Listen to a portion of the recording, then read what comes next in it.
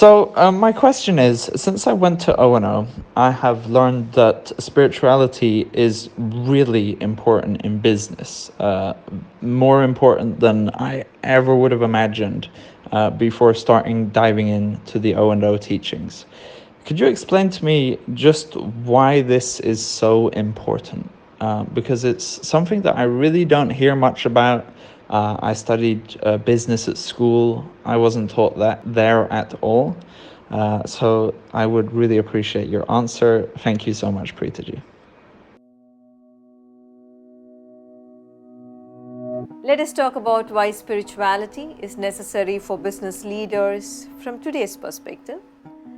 According to The Guardian, nearly 1.6 billion workers are on the verge of losing their livelihoods. This is a staggering number.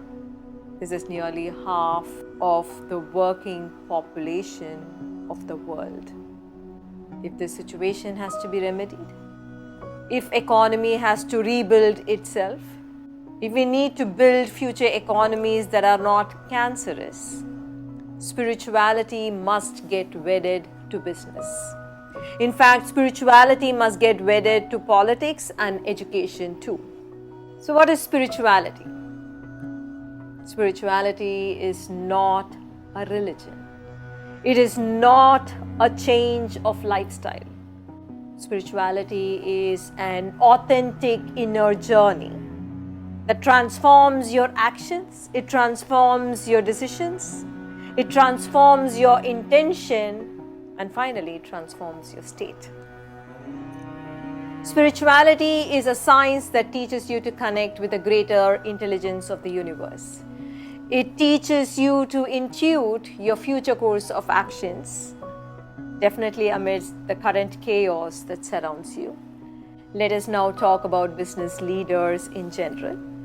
When leaders look to achievement, or when business leaders look to creating greater success or greater efficiency, what they look at is intelligence in action. When a business leader makes out clever investment or buys out another, or when they sell out at the right time, what you see is the power of action. This is strategic action. What the world is chasing behind is the power of action, since that is what is most blatantly visible. But let me say this, only leaders who know the art of conflict-free action and who also know the art of inaction have truly become masters of action. It is possible only when you are free of your habitual urges.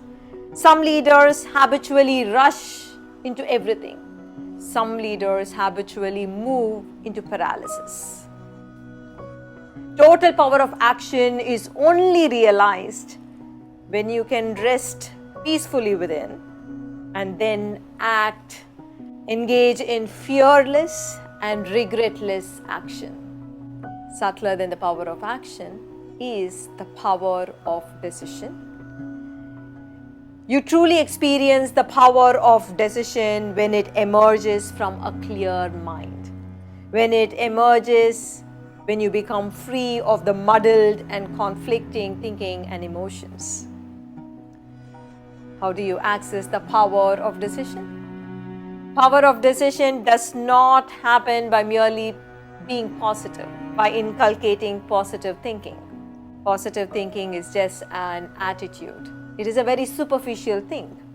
For if you have not dissolved charged emotional memories from deeper layers of your consciousness, your thoughts will still be anxiety-ridden, loneliness-ridden, or frustration-ridden.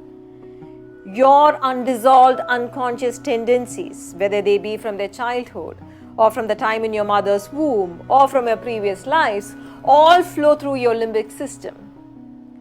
When your decisions to be positive flows from the conscious mind, which is processed by your prefrontal cortex, in most people, information flow from the limbic system to the prefrontal cortex. The flow is much more than from the prefrontal cortex to the limbic system, which means their emotions such as anxiety, anger, actually override one's positive thinking. Sustained meditation practice is known to reverse this condition in the brain.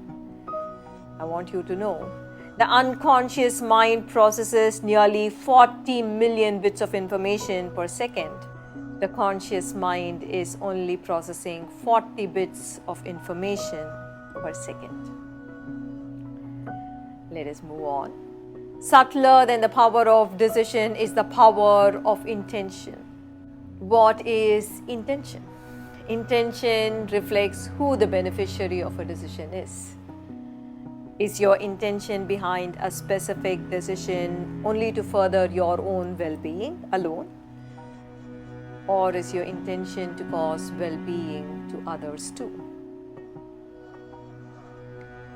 Much subtler than your intention is your power of your state.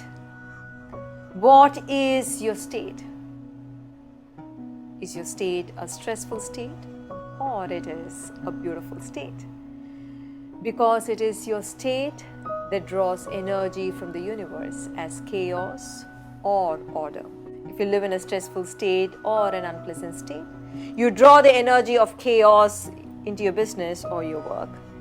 If you lived in a beautiful state, you will draw the energy of order into your life, into your business and your work. These dual energies of chaos and order flow into your intention, into your decisions, and into your actions, leading you to your destiny. That is why spirituality needs to be at the core of businesses.